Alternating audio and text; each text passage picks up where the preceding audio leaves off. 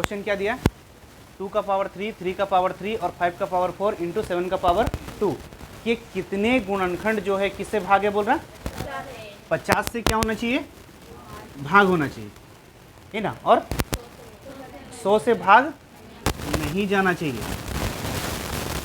इसका मतलब क्या समझो, जब हम गुणनखंड निकालने सीखे ना, कुल कितना गुणनखंड निकलेगा, कुल सम गुणनखंड कितना निकलेगा, कुल विषम गुणनखंड कितने निकलेगा, इस टाइप से गुणनखंड निकालना आपको सिखाए थे। तो इसमें 50 का गुणनखंड कितना ठुए निकालने सकोगे, ये बताया था ना। जैसे अगर 50 का गुणनखंड निकालना, तो इसमें से आप क्या करो, 50 बाहर निकाल दो।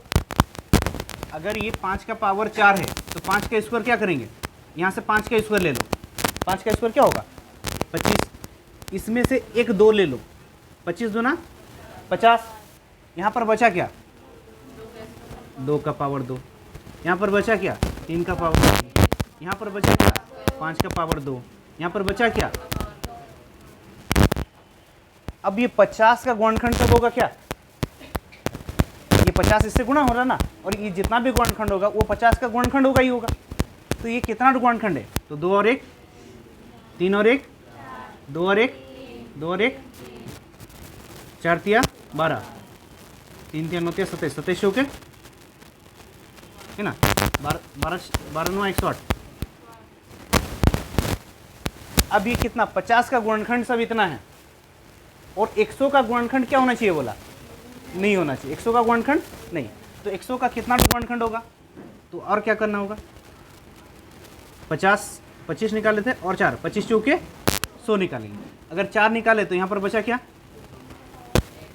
1, 3 का पावर 3, 5 का पावर 2, 7 का पावर 2, कितना गुणनखंड आएगा 2 4 3 3, कितना हो रहा 3 तिया 9, 9 दूना 18, 18 चौके 72। टोटल 108 जो गुणनखंड है किसका, 50 का गुणनखंड है, और उसमें से 72 जो गुणनखंड क्या है 100। अब देखो 100 का गुणनखंड जो 50 से भी तो कटेंगे ना, तो उसको क्या करना है माइनस, तो 108 माइनस 72, 8 में 2 गया 6, 10 में 7 गया 3, 36 गुणनखंड इधर आना चाहिए, 36 है। देखो क्वेश्चन में क्या बोला था, 50 से भाग जाना चाहिए और 100 से नहीं जाना चाहिए। तो 50 का कितना गुणनखंड निकाल दिए, 108 गुणनखंड निकाल दिए। उसमें से 100 का कितना गुणनखंड निकालना था, तो 100 का निकाले 72 ठो, तो ये 72 ठो को नहीं लेना है, तो लेना कितना को, 108 में से 72 नहीं लेना, तो लेना कितना ठो है 36 ठो लेना। 14 का क्यूब का योग चाहिए हमको, ये निकालने बोला ना। देखो इसका एक सिंपल सा फॉर्मूला होता है, लगातार n घन, लगातार n घन के प्राकृतिक संख्याओं का योग। फॉर्मूला क्या होता है, n/2 इंटू n+1 का n/2 इंटू n+1 का होल स्क्वायर। लगातार 20 तक, 1 से लेके 10 तक, 1 से लेके 30 तक, लगातार प्राकृतिक संख्याओं के घनों का योग का फॉर्मूला n/2 इंटू n+1 का होल स्क्वायर। ठीक है। अब यहाँ से देखो हमको 1 से लेके 14 तक चाहिए था, लेकिन यहाँ 1 से लेके हम लोग का कितना 2 1 2 3 4 तो नहीं है, तो क्या करेंगे 1 से लेके 14 निकालेंगे, उसमें से 1 से लेके 4 को क्या करेंगे माइनस करेंगे। अगर 1 से लेके 14 तक का योग बोले, अगर 14 तक का निकालना है तो n का मान कितना हो गया यहाँ 14, 14/2 इंटू 14+1 का पावर माइनस कितना, 1 से लेके 4, यानी n का मान 4/2 इंटू 4+1 का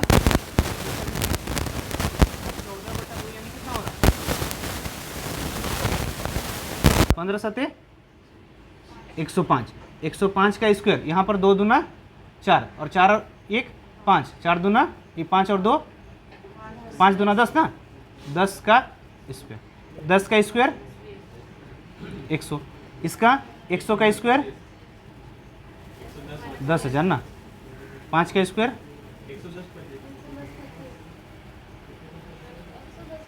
+2 है भी ना 110 ना, माइनस 100 कितना हो जाएगा 25, 10 में गया 9, 10925। देखो 10925 है, आपको खाली फॉर्मूला जानना होगा।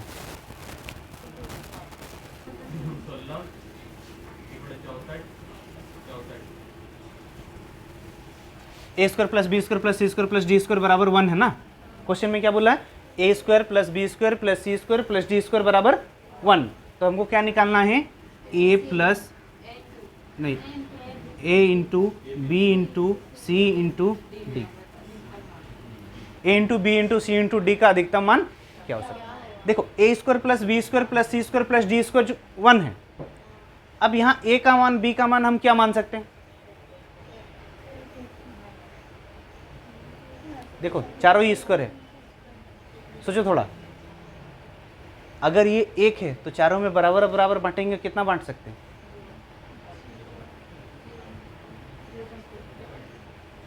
भिन्न में, ऑप्शन भिन्न में भी है 1/4,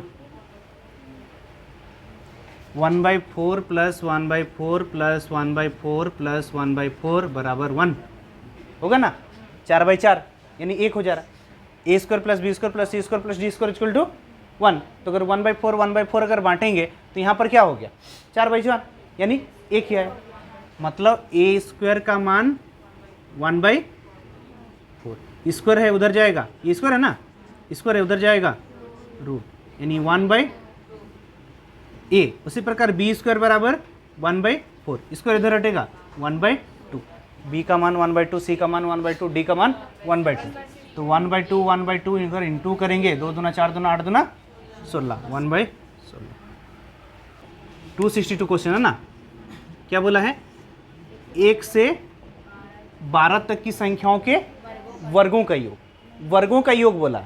अगर वर्गों का योग यानी क्या, ए स्क्वायर प्लस 1 का स्क्वायर प्लस 2 का स्क्वायर प्लस 3 का स्क्वायर प्लस 4 का स्क्वायर, इस टाइप से आगे जाएंगे तो 12 का square.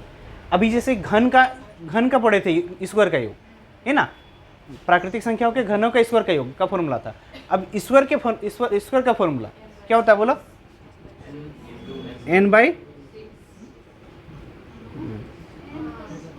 n plus 1 n into n plus 1 into 2n plus 1/6। Square होता है क्या, नहीं होता है, ठीक है। n देखो n फिर n प्लस 1 फिर n प्लस नहीं 2n प्लस 1, क्या n फिर n प्लस 1 फिर 2n प्लस 1/6। ये वर्ग मतलब लगातार कोई भी संख्या का वर्ग, 1 से लेकर 50 तक, 1 से लेकर किसका भी लगातार वर्गों का अगर योग निकालना है तो n का मान 12, 12 और 1 13, फिर 12 दूना 24 और 1 25 बटा में 6, 6 से काट देंगे 2, 25 दूना 50, 13 5 65। हाँ ओ 100 ज़्यादा हो गया, 65 25, ठीक है।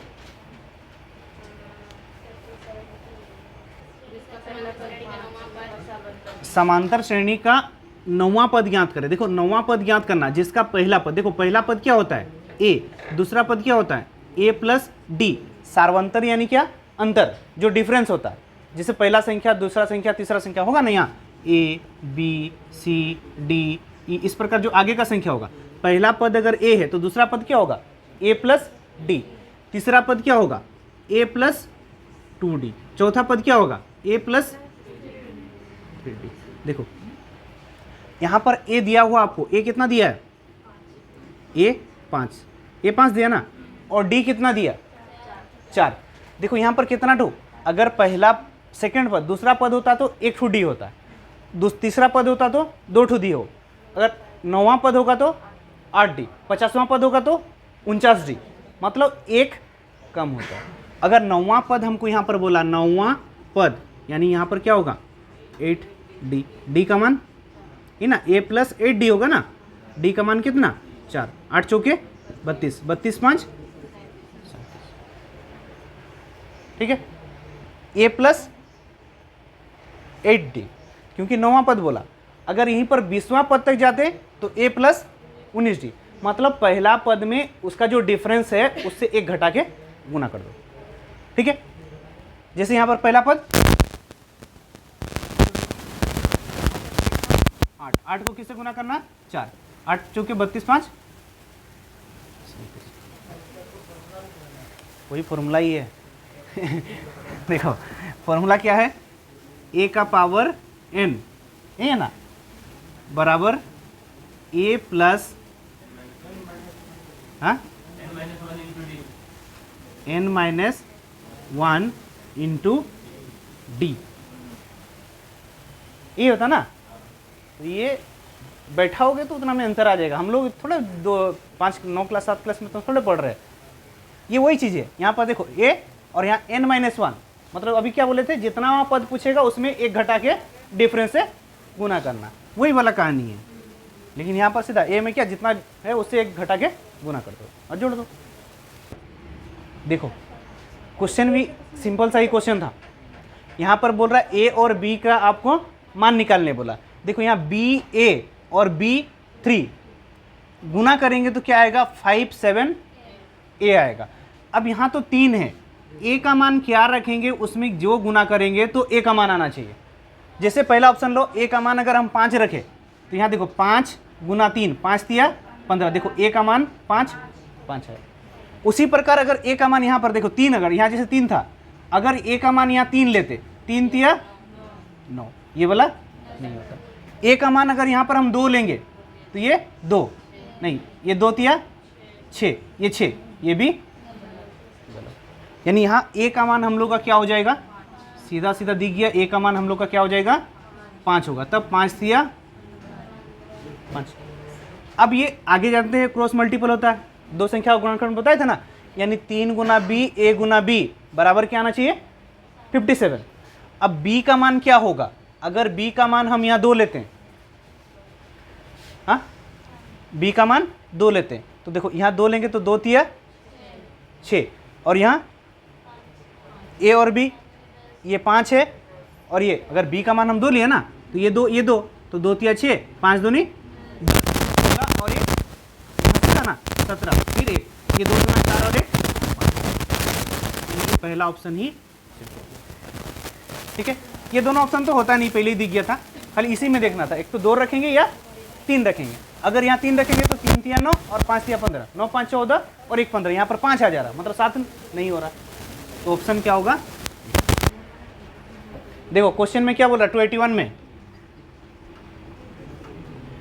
किसका कौन कौन सा संख्या दिया, 0 4 6, ऑप्शन बोलो,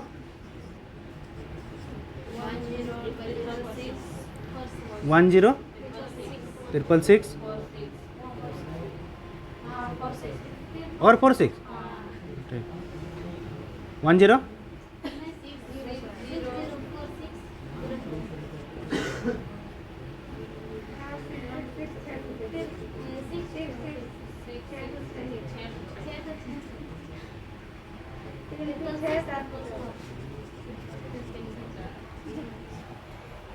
क्वेश्चन को पढ़ो।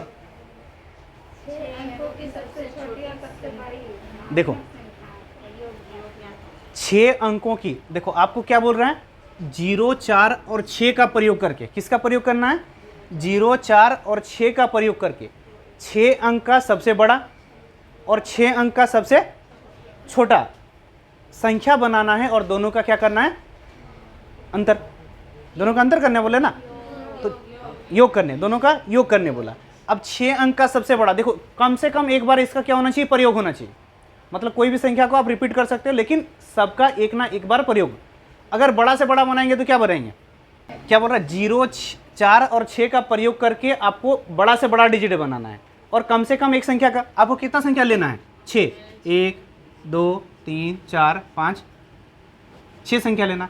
तो 6 संख्या लेना है तो सबसे बड़ा से बड़ा बनाना तो आपको क्या क्या लेना होगा, 6 लेंगे, फिर 6 लेंगे, फिर 6 लेंगे, फिर 6 लेंगे। इस बीच में 4 ले सकते थे ना, लेकिन 4 लेंगे तो क्या होगा, बड़ा से बड़ा जाना है, तो हम 6 6 6 ले लिए। अब बचा मेरे पास 4 और 0, अब क्या लेंगे, 4 लेंगे ना, अब 0 लेंगे तो छोटा हो जाएगा, तो ये 4 लिए, ये 0, ये सबसे बड़ा बनेगा, और सबसे छोटा क्या बनेगा, 4 00006 लास्ट में 4 6। अब आगे में अगर 0 लिखे हो तो वो क्या 6 अंक का संख्या हुआ?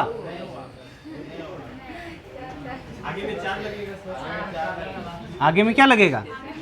तो ये 2 अंक का हो गया ना, आगे में 0 लगेगा तो कोई वैल्यू नहीं हुआ आपका, यानी आगे में क्या लगेगा 4। फिर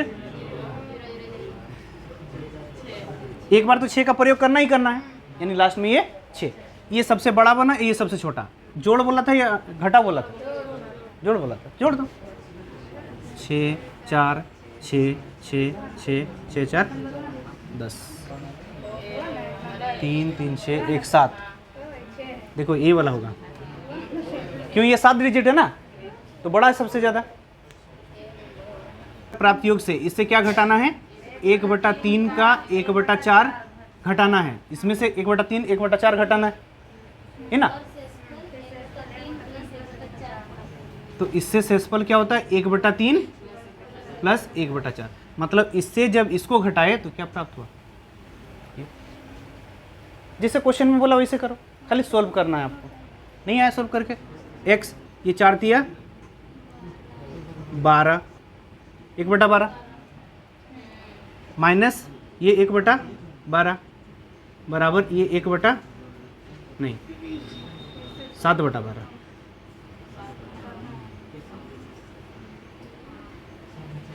जोड़ेंगे ना, 4 3 एलसीएम 12, 3 चौके 4 3 7, 7/12 प्लस माइनस काट दिया। x का मान 12। देख जाते हो, डर जाते हो खाली। 1/4 प्लस 1/4 गुना 5 प्लस 1/4 गुना 5 गुना 6। एलसीएम कितना होगा? 4 गुना 5 गुना 6, है ना। 4 गुना 5 गुना 6।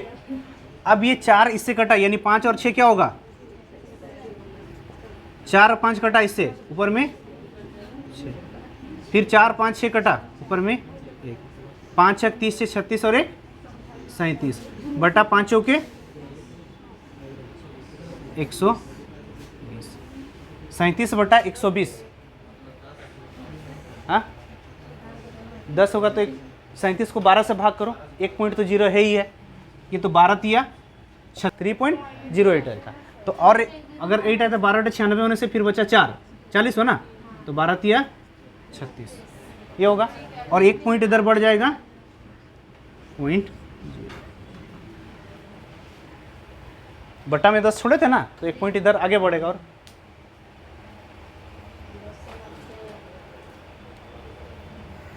क्वेश्चन में क्या बोला बोलो? एक लड़के को दी गई संख्या को 5/11 से गुणा करने के लिए कहा गया था। उसके बजाय उसने एक संख्या को क्या करना था? 5/11 से गुना करना था, लेकिन गलती से वो क्या किया?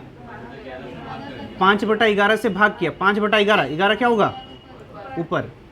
तो क्या हुआ? उसका उत्तर सही उत्तर से अगर नापे तो अधिक था। अधिक आया ना कम आया? तो गुना करेगा तो ज़्यादा आएगा ना, तो इससे इसको घटा दिए 192। या फिर अगर डिजिट मानोगे तो हम बोले थे कैसे मान के बनाना है? 11 5 55 टोटल मान लो। 55 का 5/11 करने बोला। 11 5 कट 11 5 25 यानी 5 5 25 करना था। अगर गुना करते, अगर 55 हम माने तो 55 का 5/11 करेंगे, मतलब 11 5 बार में कटा, 5 5 25 आना था। लेकिन वो गलती से क्या किया? 5/11 से भाग दे दिया। 55 को 5/11 से भाग दे दिया। 5 से कटे 11 का 11 121। यहाँ 25 आया, यहाँ 121 आया। अगर ये 25 आया 121, कितने का कमी हो रहा है यहाँ पर? 5 में गया 4 नहीं, 11 में 5 गया 6, 11 में 2 9, 96 कमी है। और किताब में 192, 96 के बराबर 192। तो संख्या निकालना था ना, संख्या यानी 55 के बराबर कितना से कट रही है? 2 बार में। 2 5 10, 2 5 110 ऑप्शन। और ये ज़्यादा है तो इससे इसको घटाओगे तो 192 आएगा। धनात्मक संख्या की गणना कीजिए जिसमें 15 जोड़ेंगे, ये बोल रहा ना, अगर वो धनात्मक संख्या x में क्या जोड़ेंगे, 15 जोड़ेंगे तो क्या होगा, उसका व्युत्क्रम, उसका व्युत्क्रम ना, मतलब 1/x का 100 गुना, फिर +15, 15 जोड़ने पर एक संख्या के व्युत्क्रम के 100 गुना के बराबर, ठीक तो है। 15 जोड़ने पर उस संख्या के व्युत्क्रम का 100 गुना के बराबर। तो x का मान क्या होगा जब आप उसमें जोड़ोगे तो उसका व्युत्क्रम का 100 गुना के बराबर। अगर x का मान हम यहाँ 10 लेंगे तो 10 और 15 क्या हो जाएगा, 25। अब 10 से काटेंगे तो ये क्या होगा, 100/10 यानी 10 बराबर हुआ नहीं, मतलब 10 नहीं होगा। अगर 20 मानेंगे तो 20 और 15, 20-15 कितना हुआ, 35। अब 20 से इसको भाग करेंगे, 100/20 यानी 5, वो भी नहीं हुआ। अगर ये 5 मानेंगे तो 5 और 15, 5-15 20, और यह 100/x का मान 5 काट दिए 20, दोनों बराबर हो गया, यानी आंसर हो गया 5।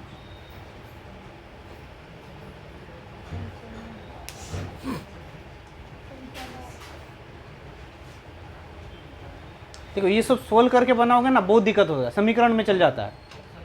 ऑप्शन से भी बनाना सबसे, खाली आप पढ़ के समझ जाओ क्वेश्चन क्या बोल रहा है। जैसे संख्या में 15 जोड़ेंगे तो उस संख्या का व्युत्क्रम मतलब 1/x/100, मतलब संख्या में 15 जोड़ने से संख्या का जो भाग करेंगे उतना ही आता है बोल रहा है। अब x का मान क्या ले सकते, खाली वही देखना आपको, तो x का मान 5। फॉर्मूला सब जानोगे तो और बन जाएगा। नहीं समझे क्वेश्चन, जैसे n प्राकृतिक विषम संख्या बोला ना, n विषम संख्या का औसत का फॉर्मूला क्या होता है, n ही होता है। जैसे लगातार विषम संख्या बोलने से जैसे 1, 3, 5, 7, 9, इस प्रकार जितना भी तक विषम संख्या जाओगे उसका औसत क्या होगा। जैसे इस प्रकार 50, लगातार 50 प्राकृतिक विषम संख्या का औसत, अगर 50 बोला, n का मान 50, तो यहाँ पर मान भी क्या होगा, औसत भी क्या होता है, n ही होता है। जैसे अगर यहाँ पर देखो कितना, 3, 2, 5, 5 है, ये 5 संख्या ना, लगातार 5 विषम संख्या, इसका औसत क्या है, बीच वाला 5। देखो n का मान यहाँ पर 5 है और संख्या भी 5, तो यहाँ पर r तक लगातार क्या बोल रहा है, r तक प्राकृतिक संख्याओं का औसत क्या है, r²/16, ये भी औसत है। और लगातार अगर r तक जाएंगे तो औसत क्या होता है, r ही होता है, फॉर्मूला औसत r ही होता है। तो r, इस r को कट गया, r =